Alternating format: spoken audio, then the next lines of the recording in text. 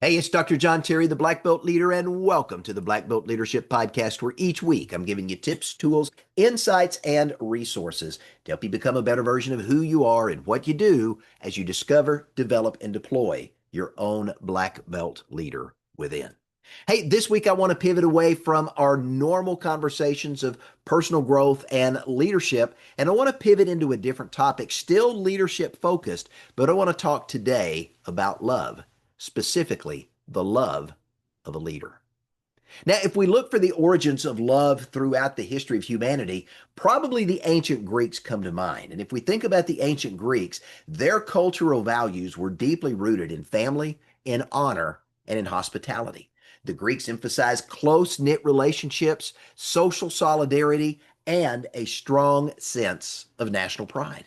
If we look at the foundational pillars of their society, that included an emphasis on contextual conversation, not just conversation, but the body language and other elements of conversation behind it that may not have been verbal. There was a respect for tradition, and they loved work-life balance. The Greeks worked hard, but they also played hard. Now, at the core of society, Greek culture encompassed a very deep sense of duty, of dignity, of pride, and doing the right thing. And these elements governed both personal and social conduct. Now, if we dig a little deeper, we see that the family formed the central unit of society, and it was the family that provided social, emotional, and economic support. Now, deeply rooted in the family structure itself was a very rich tradition of hospitality. And they were a very generous people. They were generous to guests and they were generous to other members of society. And this in itself fostered what we refer to today as an idyllic society. Now, chief among the values that the Greeks embraced was a strong sense of love for one's fellow man. But interestingly, the Greeks didn't have a one size fits all definition of love. As they looked at how love was demonstrated and played out in society, the Greeks actually classified love into 8 distinct types or classifications. There was eros, which was romantic love or passionate love. There was phileo, which represented friendship or what we call brotherly love. There was storge, which represented family love. There was agape, which represented godly or universal or selfless love. There was ludus, and ludus represented playful or casual love. Pragma, that was enduring or long-standing love. There was philatia, which represented a love of self. And there was mania, which represented obsessive love. Now, interestingly enough, the Greeks had 8 different definitions, but the most quoted description of love isn't found in Greek culture. In fact, the most quoted description of love is actually found in the Bible. 1 Corinthians chapter 13, to be specific. Now, whether you're a person of faith or not, this passage of scripture referred to as the love chapter by biblical scholars and non-biblical scholars, Paul's definition of love to the young believers that he was writing to in this letter, it provides us even today with a very deep, a very insightful definition of love that is worth exploring. Let me share with you 1 Corinthians chapter 13, verses 4 through 8. Love is patient. Love is kind. It does not envy. It does not boast. It is not proud. It doesn't dishonor others. It is not self-seeking. It's not easily angered, and it keeps no record of wrongs. Love does not delight in evil, but rejoices with the truth. It always protects, always trusts, always hopes, always perseveres. Love never fails.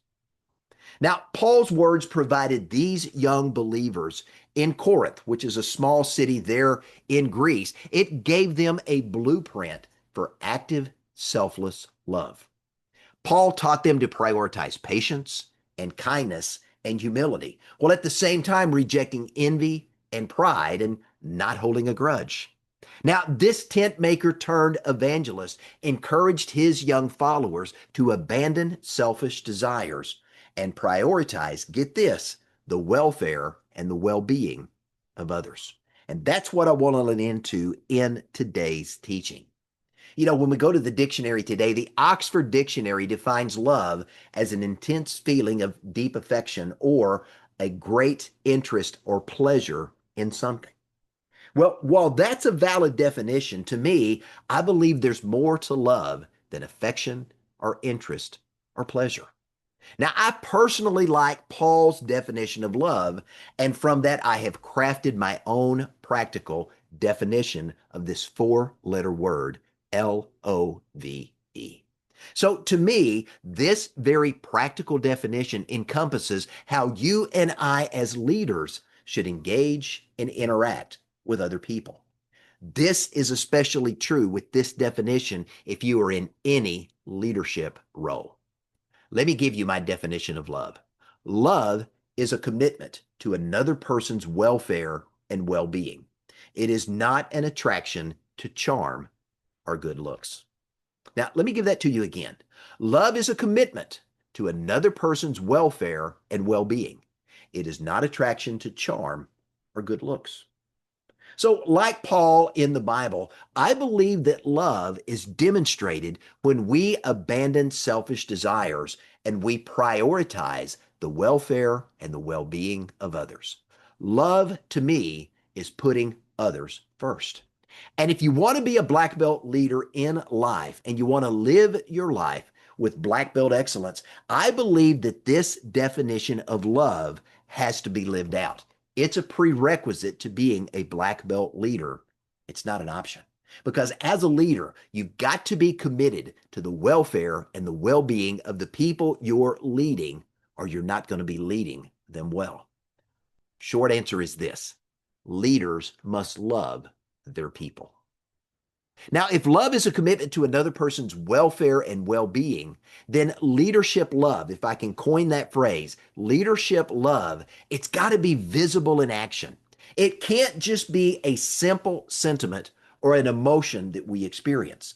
Love in leadership isn't softness. It's not permissiveness, because a loving leader doesn't avoid difficult conversations that need to be had. In fact, love in leadership is strong. Love in leadership sets boundaries. And I believe there are 7 practical ways that leaders should love their people.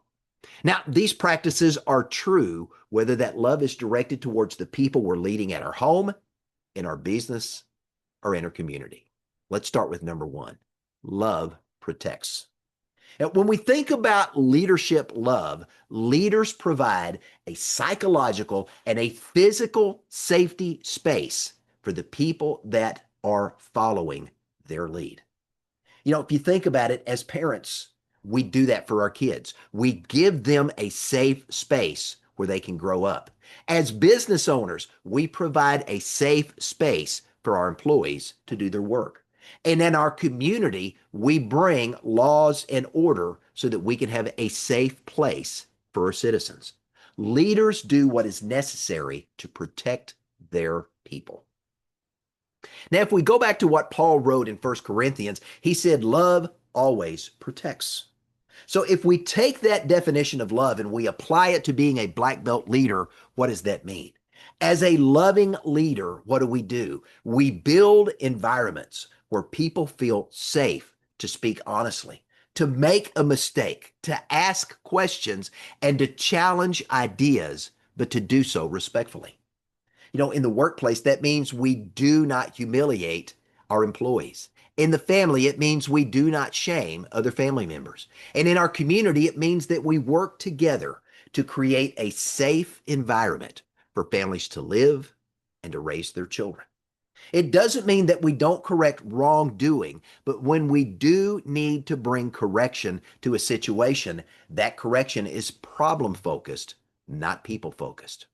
Protection isn't about removing accountability or holding people responsible for their actions. It's about removing fear.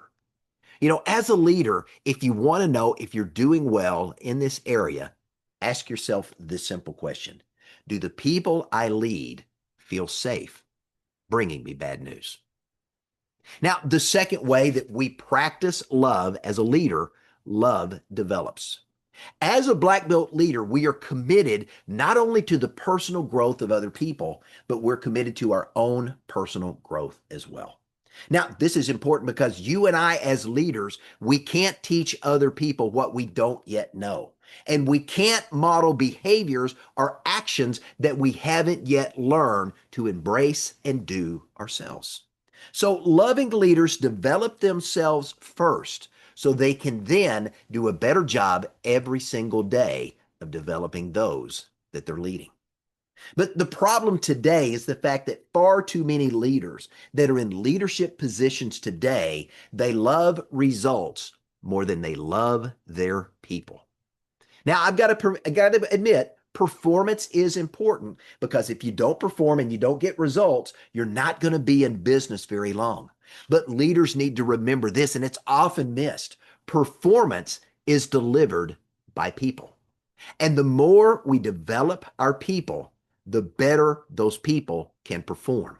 And the better those people can perform, the better the results they're going to bring to the organization. So a loving leader sees potential before he or she sees performance. They coach rather than criticize. They mentor rather than micromanage. They correct behavior while at the same time preserving the dignity of the individual. Loving leaders educate and empower people so they can lead themselves. You know, if you think about it, in the martial arts, a black belt instructor doesn't expect a white belt performance to look like a master performance when they step out to do a kata on the floor. We understand as school owners and instructors that growth takes repetition, it takes patience, and it takes guided correction. And I can tell you that the same is true of the people that we're leading. To help them learn to become a black belt master of who they are and what they do, it's going to take repetition, it's going to take patience, and it's going to take guided correction. And I can tell you, in a number of studies back this up, one of the greatest returns on investment you as a leader can ever experience is investing in the growth of the people that you're leading.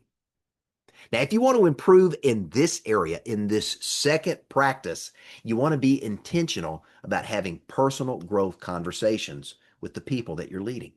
You know, rather than just simply focusing on performance and results, ask your people what skills they're trying to develop and give them the resources they need to develop themselves and make themselves better so they can show up as a better version of themselves, perform at a higher level, and deliver even more results to your organization. If you can find out where they're stuck, you can help them get unstuck, and now they can contribute at a higher level. If you find ways to help them grow and you equip them with the tools they need to succeed, they're going to show up and they're going to show out and they're going to perform at a higher level. Investing in your people is going to give you the opportunity to up-level performance, but performance starts with the people that perform. So love as a leader, a loving leader is going to invest in capacity. Now, next in the list is the fact that love tells the truth. In fact, love is honest all the time, even when nobody's looking. You know, if we go back to 1 Corinthians, we see that love doesn't delight in evil, but it rejoices in the truth. Now, when you and I are committed to my definition of love, the welfare and the well-being of other people, we don't take pleasure in gossip. We don't celebrate the downfall of other people. What do we celebrate? Honesty, integrity, and doing the right thing, no matter what. A loving leader doesn't avoid hard conversations, but they have them in a loving way. Truth without love is brutality, and love without truth is weakness. Leadership love requires truth and love. So loving leaders praise in public and they correct in private. They avoiding correction to keep the peace isn't love. It's a form of self-protection. Loving leaders are going to lovingly address character gaps. They're going to address performance shortfalls. They're going to speak to attitude issues, and they're going to confront ethical compromises, but they're going to do so privately, respectfully, humbly, and specifically. They're going to approach the problem and do so in a way that maintains the dignity of the person. So before, as a leader, you give corrective feedback and you want to make sure that you are acting in love as truth, pause and ask yourself this question. Is this conversation I'm about to have for the good of the other person, or is it for my frustration? Because if we're giving corrective feedback out of our own frustration, we're not acting in love, because love seeks another person's welfare and well-being. If the conversation is for their welfare and their well-being, now we're speaking the truth in love. Now, next on the list is setting boundaries, because love sets boundaries. And whether it's a personal or a professional relationship, boundaries are important, because boundaries allow us to establish safety and trust and mutual respect, because we are defining the limits of engagement. Now, again, that's true whether in a personal or a professional setting. If we indulge the whims of anyone and everyone, that's not an act of love. That's enabling someone to continue to engage in bad behavior. Loving leaders understand that love isn't indulgence. And in fact, boundaries are one of the highest forms of love. And I can tell you that this is true in all walks of life. You know, if you think about it, the parent that never disciplines their children isn't loving well. A manager who never enforces the standard of conduct in the business isn't loving the employees well. A leader who tolerates toxic behavior in the workplace isn't loving their employees well. But when it comes to setting boundaries, a loving leader is going to define expectations clearly. They're going to enforce consequences consistently, and they're not going to play favorites. A loving leader is going to refuse to allow one person's dysfunction to damage the team, because boundaries protect everyone. Boundaries protect the whole team. So if you want to see how well you're doing in this area, let me give you a quick exercise. Write down your top 3 non-negotiable values for your home or your business. And then after you've done that, ask yourself this question. Are you enforcing these non-negotiables consistently in your home or in your business? That's an important question to ask, because love without standards creates chaos. Now, next on the list is service, because love serves. And if love is a commitment to another person's welfare and well-being, we have to define love as service. And at its highest form, if we go back to the Greek definitions of love, we see leadership love reflects agape, that selfless, sacrificial commitment to putting other people first. So loving leaders are going to actively ask their followers, what do you need to succeed? They're going to proactively work with them to help them remove the obstacles that are holding them back from experiencing more success in their lives. And those same loving leaders are going to be committed to equipping and empowering every single member of the team to lead themselves. Now, contrast that to an ego-driven leader who only thinks about those that they're leading. The followers, when they see those followers, they only see those followers in light of how those followers can benefit them to get what they want. Ego-driven leaders are all about themselves. Contrast that to a loving leader who, rather than thinking only about themselves, they think about how many ways can they help and grow everyone around them so that everyone together benefits. Serving others is providing people what they need so they can continually learn and grow and improve. That's what loving leaders do, and they can do that in very simple ways, whether they're at home or at the office. I mean, think about it. Love makes coffee, and it pours it up, and it serves it to the other people they're leading. Love stays late to do help. Love gets up early and shows up early to help.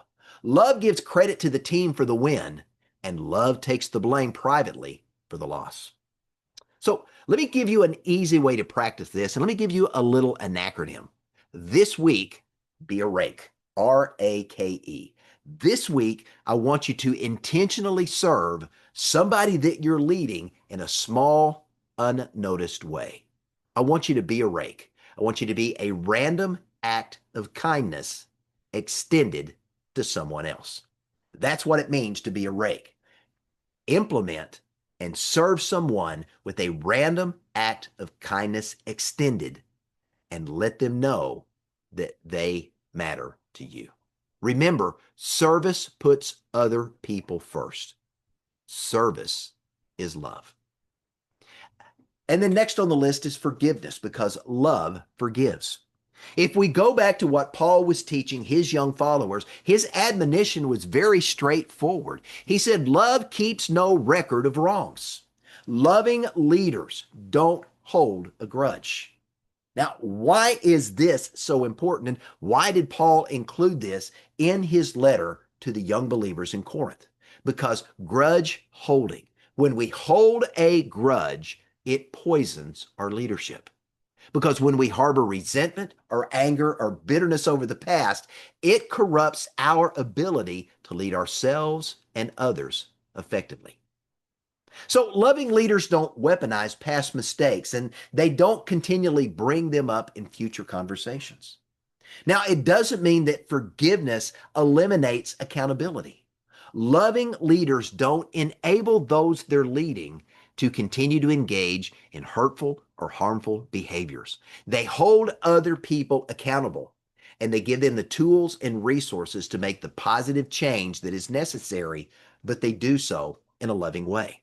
So when loving leaders deal with issues, they address the issue. They help the individual learn from the issue, and then they move on.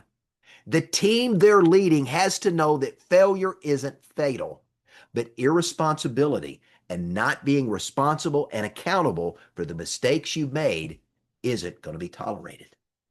Now, there's an easy way to implement this, and if somebody has grown from a past mistake, stop bringing up that past mistake. In the immortal words of the Disney movie Frozen, let it go. Now, lastly is perseverance, because love perseveres. You know, Paul also said in that short little passage of scripture, love always hopes, love always perseveres. So how do we apply that to leadership and being a loving leader? Loving leaders don't abandon their followers. In times of struggle, they encourage the team. In times of difficulty, they believe in their people and they remain loyal to the team as together they try to find a way to keep moving forward.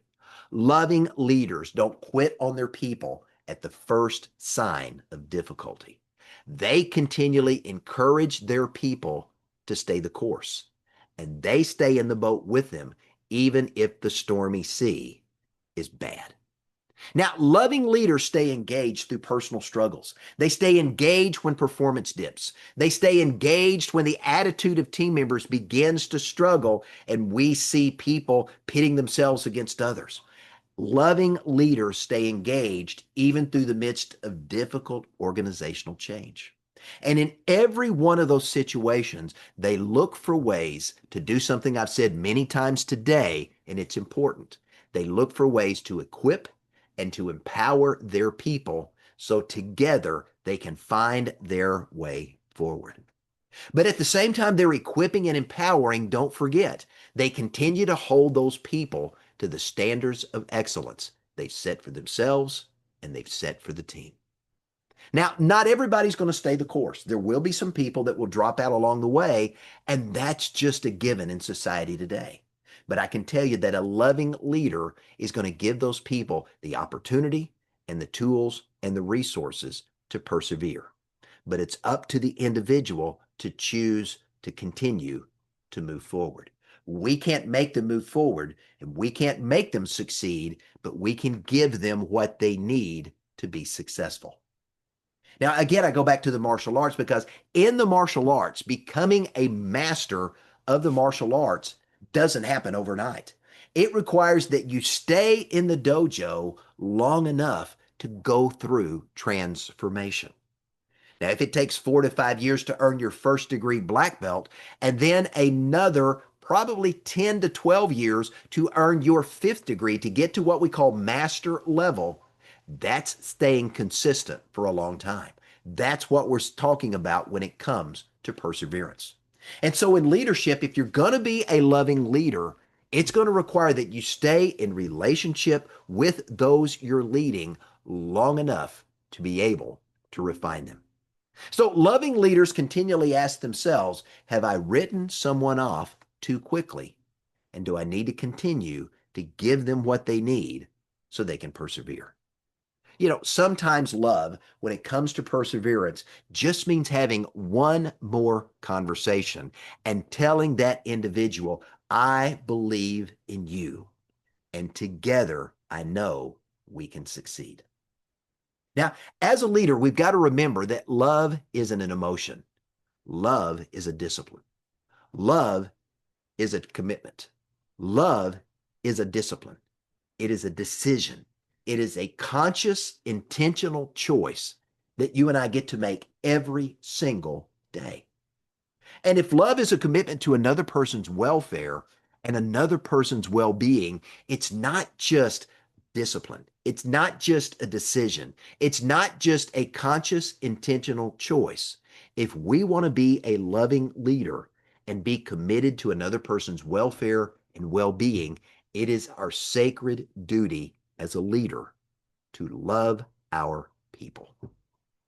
So love is the daily commitment to prioritize, get that. Love is the daily commitment to prioritize the welfare and the well-being of others. And we do that even when it costs us as leaders comfort or convenience or ego. Now, leadership without love becomes authoritarian, and love without leadership becomes sentimental. But when love and leadership converge, people flourish, families are strengthened, organizations scale, and cultures transform. So let me leave you with this. In a world increasingly driven by self-promotion, by short-term wins, and by transactional relationships, the love of a leader stands out. Love protects, it develops, it tells the truth. Think about that. Love protects, it develops, it tells the truth.